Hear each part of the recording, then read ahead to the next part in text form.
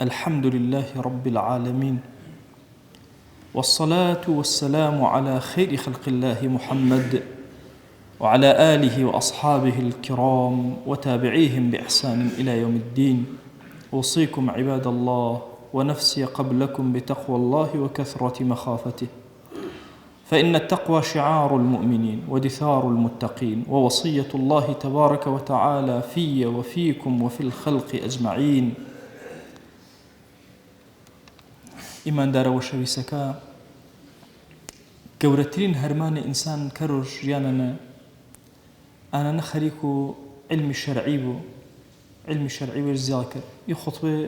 پێیانێن درێنێرە ئینسان گرجارێ علمی شەرعی وێژ زیاد کرد. هەریۆجە ئێمە ئەگەر بێمە تەماشۆ معلوماتی دینیش کردن، معلوماتی دینی گر کەسێجە ئێمە فرەئینە ئاستێ بەرزن، چکە دائیمە خۆتبەکانە مزیەکانە بەشداری ماکردن بەرەکەتێ فرە گەورە. چینەیە گەورەتر ئانە ئینسان وەچێ و وێش زارۆڵێ و وێش کەرەوە بە فەقیە. هەورامان و ئێمە ئیدیم و ئەودیم گریاگێوەش پڕ بێن فەقیە و مەڵێ. گلا دەگێوە کە ملیشەنە حتمان کۆمەڵی مەڵێ هەنێ کە بێنێ بە ڕقەمێ فرە گەورێ ئالا دەگەشە پەنە مشناسریەوە. هیچ کەسێ نییە بێت لێ تەوێڵێ تەماشە و تاریخ و ئی منطقەیە کەرەوە إلا باعتيادي وينونا كمالله نزيري قورو مالله صاحب خوازانو تشني ترهن كإسلا إمو نمنين شكي ولاتو إما استقرار جنبيا فروكاتي داير كريانو دجمني آمين تشوكي شافره أساساته كما نمنين كتاب وبرتوك ونويستي وتشوكي والحلفة وتنين تايبا دايما منطقية ودايما حدودية بين فروتشي وكاما دسو نمنين بەڵام ئارۆنە هەرمانە فرە گەورێ ئەرکێ فرە گەورە و زریان سەر و شانێمە ئایجانە کە نازمێ مەڵایەتی هەورەمان نەکوشیەوە. ئێمە جیل بە جیل تەماشە کەرمێ تەماشەکەری گرجی لێوەنە بەعزەیاگێ بەعزە لادەگێوە خوا وشا بژارۆ مەڵێشا فرێبە بەعزێوەتر مەڵێشا مەمەنە. گرد مازارۆڵێمە هەنێ و وردە وردە پۆل و شی تەمامنا بەرەو حوتی ملە مدرسة دينية فريما هني فقيتي بس جاراني نمن إن أستفرا برزنا الحمد لله هرم كردستان لكن فضل فرا جورم حرية فرا جورة دريان شابنك فقيتي تاوا نبيس جاراني تنها سوتشي وننشارنا ياجي كولتور ولات وتاريخ ولاتك وشا بارزنا جلو برجو بوشاك ولاتك وشا بارزنا لا تريج تاوا هرماني وفرا جوري كرا عايش تاوا علوم الشرعي شنو علوم الدنيوي كوكرا كأيندو فرو والله تكبروا إيه أراستملو يا هرم وكرسان فرة هرمان ما بينين تايبت هورامانات عالمي ومالله فرة جوري ما جاركيني شي والله تو من دروسه رنجا هر يوم كلمة وأجرواتو شني عالمي وشني فقيه وشني زارولي إذا الله ورده بو بزاني وخدمت كرون إل شني مشاركة كر بروا كرده حلال ترين نان كإسابو هرم كردستان نانو فقيه رنجا نانو يانكا وما قمانش سنبو والله النبى الروح والدل خلق بخشو بفقيكا نانو عايشة فرح حلاله يما فروتشي ما تاقي كردن زاولكي ما بيجري ياقا كياستيني لويني قوريج بي هرمانة شاكردي برشان نجاحت شاءات فريشان نجاحت شانات تايبا والله ونكا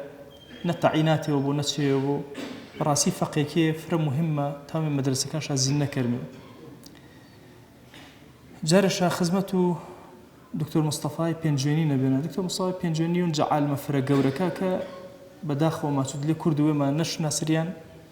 بلاميون شا عالمة قردو عالم إسلامي نش ناسريان كتابة كيش بدرس وانريا قردو جهاني إسلامي بتاعتي كتابه تعارض وترجيح وبعض كتابة تايبتي شاني فرماواش شكون ملاياتي كري أكاتمن بينجونا ملاياتي كرينا واتم بينجونا فلانا لا دقا ويني فرماج ميت شاقا وقتوش فقيتيم كردن مالا مصطفى وقتوش إبريوشة تشرمي بيني ما تون نيارينا بلو راتبو فقيا كريو زالله قنين شونيم واتينم بنا بروس ما تون قرجا شرم كرينا روي چانه بأوراي تاوي رقا منيناو ما تون جاني وبيها تيم بارز قروا يقنا نمحيك يعني بي مزيوة تخوال إنه ديده ببرو تشرمكي با نوكو مرو ئاورایە چکە مەیارۆ بزیۆرە بۆ 9,000 وڵات ماچە والله ئەنە ئیسا عمرم جە 80 تەجاوزشکردن ئاکاتەکە من لەوانەی خزمەتش والله هیچ سوژدێوەم نییە دوعا نەکەر و پێ ئەپیرەژەنێکە مەزانوکێن تصور كره إيش كسمة مزان إمام الشافعي نامش تشن والله أجرش قيامته إنه إمام الشافعي كسمة مزان إمام أبو حنيفة نامش تشن أجرش إنه إمام أبو حنيفة إما فرق مهمة ولاته ومانا بيتشوانو أراسته لاريكهن أراسته وترمابو وشكيما زارو لكيما نازم دقاكيما نامشها كشيو مالي على عالجة دروسي كرمي هول دايما بقردي ماوە کە ئینە بەرەکەتێ فرە گەورن وڵات و ئێمەنە الحەمدولله هەوپەڕی ئازادی و مرتاحی فەقێکە تاوە مزگینە منەوە وان و بەرەکەت و مزگی مجێ من شەرە چەنەشانە شاعیر بەرمش و هەنشان نووسەری فرە گەورە بەرمش و ئێ چەگر بەرەکەت و ڕەحمەت و خوان سەر حوجرەکەەوە ئومێدم هەن هەر یۆمایاگێ وێش و وەلەو بە کەلیمەوە خێرێ نیارێ زاڵڵێوەژ وەرو خاتەخوای زاڵڵێ شاکەرو بە فەقێ و بە مەلا تا ئایندە و منطقەکەیم و وڵاتەکەم هێمن و هادی و ئارام بۆنە و مەڵێ عالە پێڵابە فرسەتێ فرە گەورن تایبەت ئازاڕۆڵێ کە شەنە ملا حەوت مەدرسەی دینی ماهن هەڵەبجەنە کە مەدرسەی دینی سەر بە ئوقافی وەزارەتی ئوقافین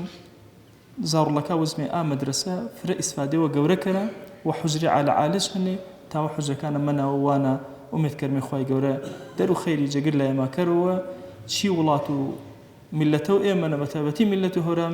هەورامانی فەقێ و مەڵێ نەبڕۆ عالمی فرە گەورە گەورەی دروستێ کەرە و نووسەرێ و شاعری گەورەما پێی بەرپاکەرەوە خوای داواوە نەکەرمە چنەما وەش بە عەفوەما کەرە بەزەیم جەمیل مارە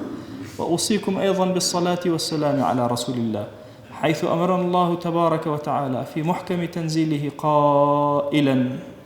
إن الله وملائكته يصلون على النبي يا أيها الذين آمنوا صلوا عليه وسلموا تسليما اللهم صل على سيدنا محمد وعلى آل سيدنا محمد وبارك على سيدنا محمد وعلى آل سيدنا محمد كما صليت وباركت على إبراهيم وعلى آل إبراهيم إنك حميد مجيد اللهم اغفر للمؤمنين والمؤمنات وللمسلمين والمسلمات ولمن أنشأ هذا المكان اللهم أعز الإسلام والمسلمين وأهلك الكفرة والملحدين اللهم انصر من نصر الدين واخذل يا رب من خذل الإسلام والمسلمين اللهم آت نفوسنا تقواها فزكها أنت خير من زكاها أنت وليها ومولاها آمين آمين والحمد لله رب العالمين أقم الصلاة يرحمك الله